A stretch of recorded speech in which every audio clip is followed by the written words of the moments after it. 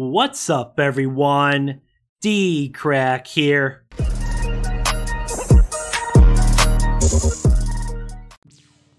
So hey, what's up guys? We're about to check out a new video by Mr. Nightmare. It says, 3 disturbing true Snapchat stories. Like always guys, I'll have a link to the original video down below. Make sure and go check out Mr. Nightmare. If you're new to my channel, make sure and leave a like and subscribe. I would appreciate it. But let's not waste any more time and check out 3 disturbing true Snapchat stories by Mr. Nightmare. Alright, let's go guys.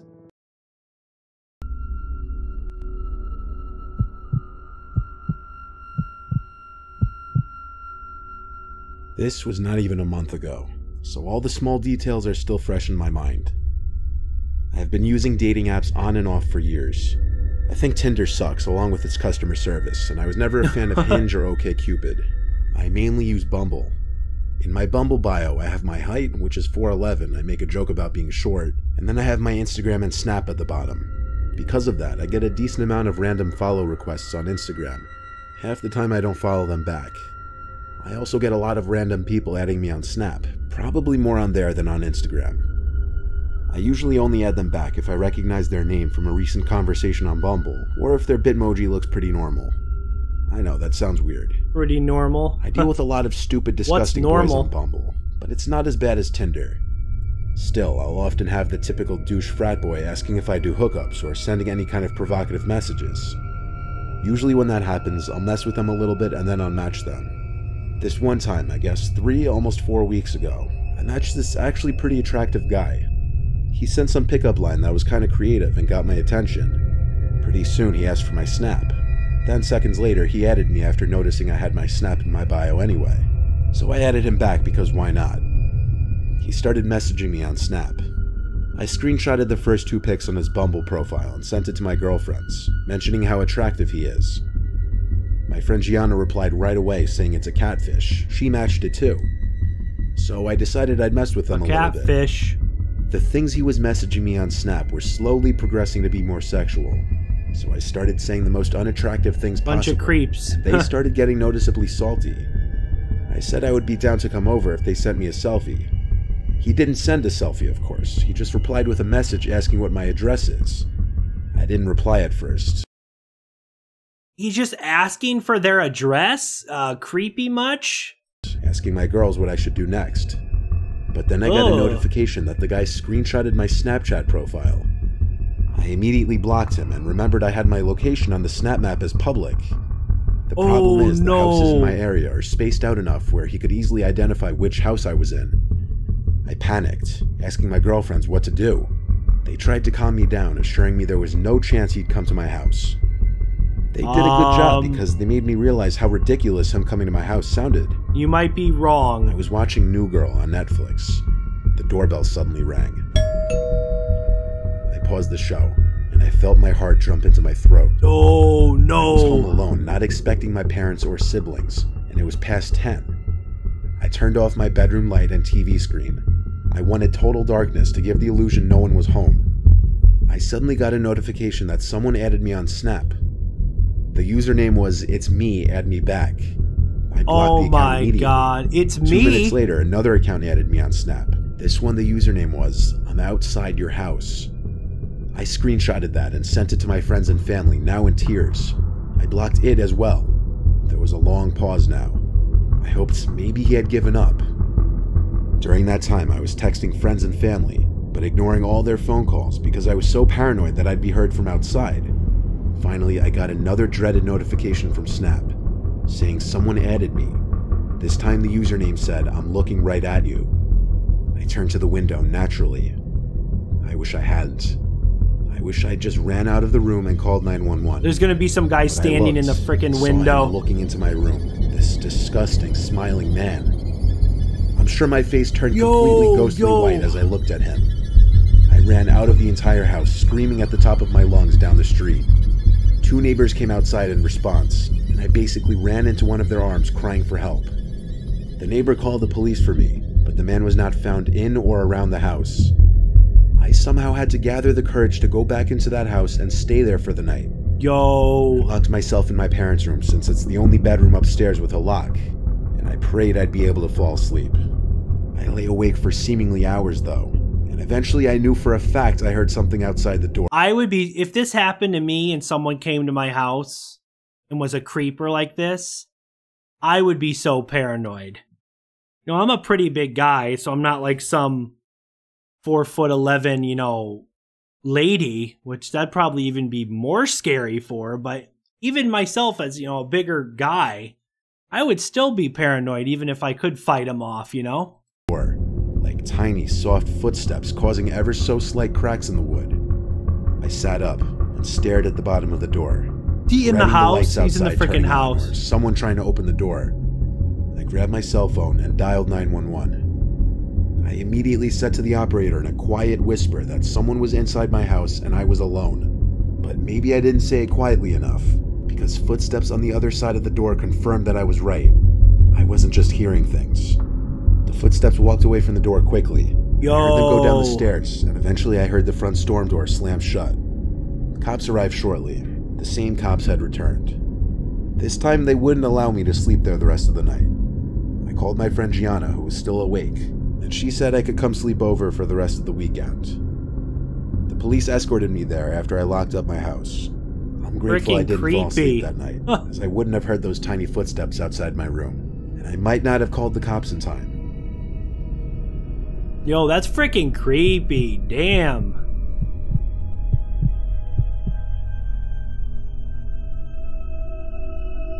I hardly use Snap. I find it to be an immature form of communication.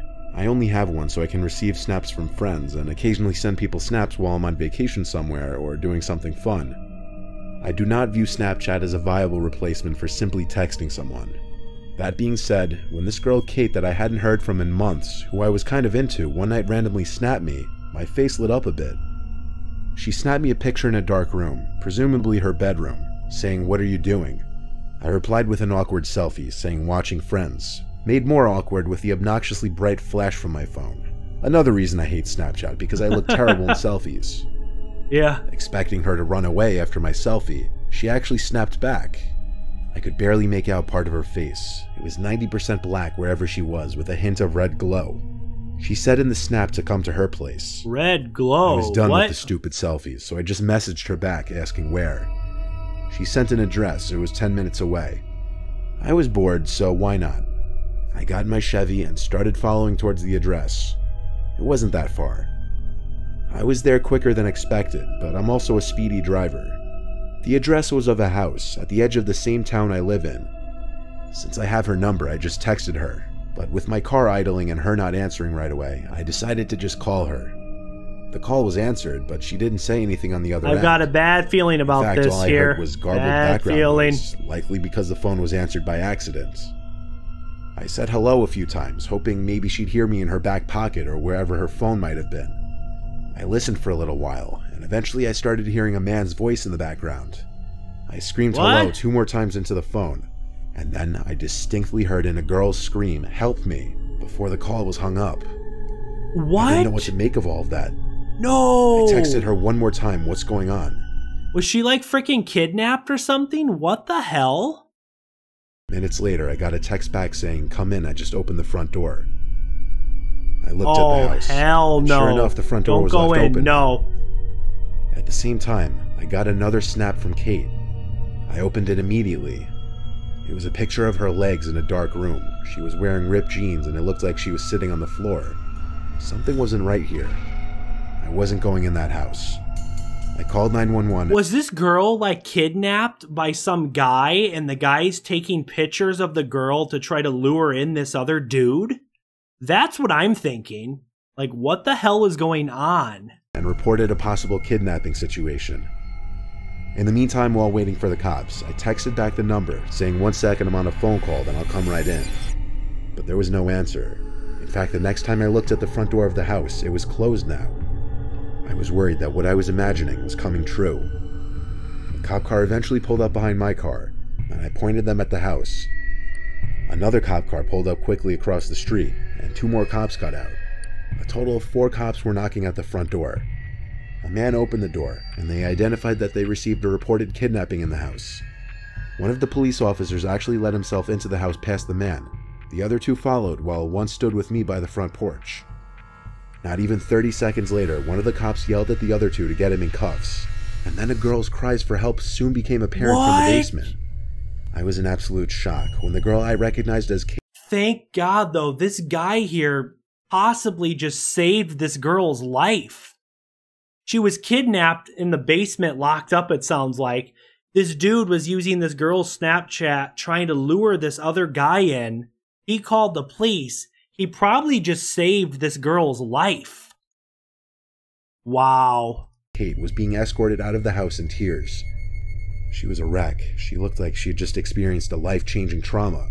I can't even imagine. This wasn't even her house. This was apparently the man's house. But the girl's aunt didn't live too far, so she was brought there. Obviously, the man was brought to jail, and I'm sure he's now in prison. That Kate girl really didn't seem to want to talk to me too much beyond thanking me for saving her life a bunch of times. I'm not mad about it, though. Wow. I understand.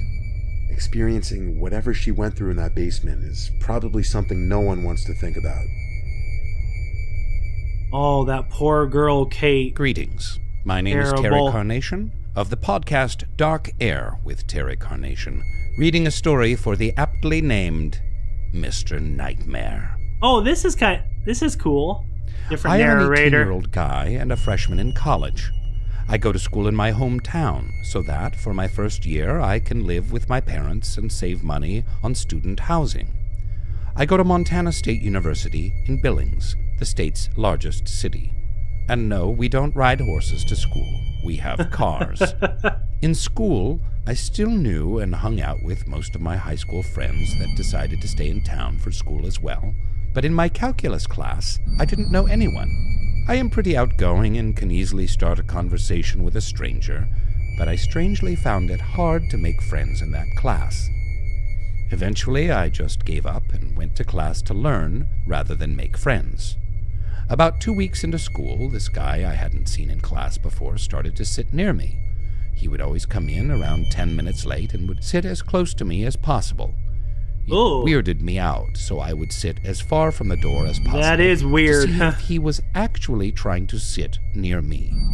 I observed that he would enter class late and walk past at least 10 open chairs just to sit beside, in front of, or behind me. Yeah, I'm sorry, but that's weird. Why does this dude keep sitting by this one guy? That's definitely a little suspicious. He had this creepy vibe. His hair was always messed up and greasier than a McDonald's burger. His clothes were ripped up and looked ancient, and his hands were always black with dirt. I am a neat freak, and always keep myself and my things clean and organized. So, just looking at him repulsed me a little bit. He also looked way older than the rest of the class, almost like he was 40. He started to fall behind in class since he never took notes, and he started asking me for help. Even though he looked creepy and gross, he seemed very nice and shy. I felt bad for him and would explain problems to him when he asked me to, but tried to keep it casual and not be overly nice. One day, he asked me for my Snapchat so that he could get help when we weren't in class, since calc was only a Monday, Wednesday. That damn, what is it called? I don't use Snapchat personally, but what is it? The Snapchat location or whatever? Seems like a lot of these creeps track down people with that Snapchat location that's turned on. What, my location or whatever? That's probably why this dude wanted his Snapchat, so he could find his location and creep on him. Oh my God. Wednesday, Friday class. After hesitation, I gave him my username. Strangely, he wrote it on his arm in huge letters with a king-sized Sharpie. After class, I was getting in my car to go home and saw that he had already added me and Snapchatted me. I groaned and regretted giving him my username. Yeah, I bet. got in my car and drove the 20 minutes home. By the time I arrived, I had forgotten about it and went about my day. I should mention now, a girl's name added me on Snapchat on this day too, so I added her back even though I didn't know who it was. Later that night, I got another Snapchat from him. I opened it. The first one from earlier that day was of his arm with my username on it. The caption had a ton of blushing faces on it, more than I could care to count. The second was a shirtless picture of him in a bathroom mirror, but it looked like a gas station bathroom. What it the said, hell? The jeans you wore today were so tight around you, and I couldn't stop staring. I was immediately weirded hell out no. and considered That's blocking weird. him. I thought better of it, though, and wanted to avoid an awkward situation in the next class we had together. I didn't reply to him and went about my night. I had a few friends over and left my phone sitting on the couch, and one of my friends picked it up and said, "Dude, who's this Jefferson guy? He sent you like 20 snaps." I grabbed my phone and scrolled through my notifications. He's obsessed with him. And it brought me to the chat section of Snapchat. The messages started off with him asking why I never replied, and got increasingly more angry and aggressive as they went down. Then a picture popped up, and I opened it. It was of my front door, and it read, God, "Come out right now," in all caps, with about 100 exclamation points. I suddenly remembered I had my location on for Snap Maps. Oh my God. And he had tracked me to my house. I immediately screenshot. People, turn that location off. That Snap location, whatever, is very dangerous, it sounds like. Why would you ever have your location on? Any weirdo creep out there is going to be able to just track you down. That's freaking weird. Shot at the picture and the messages. Oh. One of my friends recommended calling the police, but I wasn't worried since I didn't think he could get in. Flash forward 2 weeks, and I hadn't seen the guy since. 2 weeks? One night I was watching people's stories and came across Jefferson again. I was horrified because I thought I blocked him. I looked at the username and saw that it was the username that I thought was a girl adding me all that time ago. Oh my God, no. Knowing I would probably end up blocking him. His story was even creepier, though. It was a picture of me walking with my friends in a parking lot earlier that day.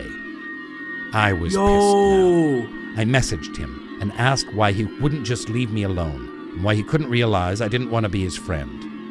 He only replied with more pictures of me taken over the last couple of weeks. Me walking, me driving, me at the movies with my friends, me at a restaurant downtown with a girl I liked. I was so complete. This dude is straight up obsessed. He needs to call the police and get a restraining order or something. I don't even think a restraining order would stop this creep from stalking this dude, but he needs to do something. That's freaking creepy. Creeped out that I blocked him again. I wish I had saved the pictures. But after I pressed charges for he didn't stalking, save the I pictures? imagine the photos will be subpoenaed for evidence. I have since turned off my location for Snapchat, and I only add back people that I know. Yeah, that's probably a smart thing to only add people you know. Mr. Nightmare, for that nightmarish story. Thank you, Tristan, for that indelible nightmare of a story that you've shared with us. I like this guy's voice. Blood it's cool. curdling. Now, if I only knew what Snapchat was. I don't know what that is. Is that is it a device? I'm not sure. Oh my God. But I can only imagine. One can only imagine. And frankly, I'm most surprised by the fact that someone in Montana is studying calculus. I didn't know they had universities in Montana, let alone courses like calculus. I bet they ride horses to class instead of cars. Oh, Tristan. Stay safe out there, buddy. Stay safe, Tristan, and only add people you know to your chapsnats. Only add chap snaps and not creepy dudes. Full confession, that was me, but I am, however, a little older than 40. So it was me, Tristan. It was me. This is Terry Carnation. I host the podcast Dark Air with Terry Carnation. New episodes Terry out Carnation, every okay. Thursday. Follow me on my misadventures as I host a paranormal radio call-in show featuring, well, me, Terry Carnation. Thank you, Mr. Nightmare. Thank you, Tristan. Thank you, listeners everywhere. Remain open to all possibilities.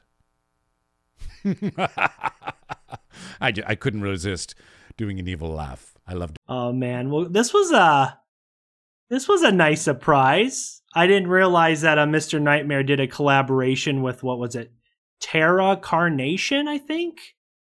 Or no, Terry Carnation. Well, I might have to check out his channel. But this was 3 disturbing true Snapchat stories. I hope you guys enjoyed this reaction. Make sure to leave a like. Subscribe to the channel if you're new. And I will see you guys next time. Peace.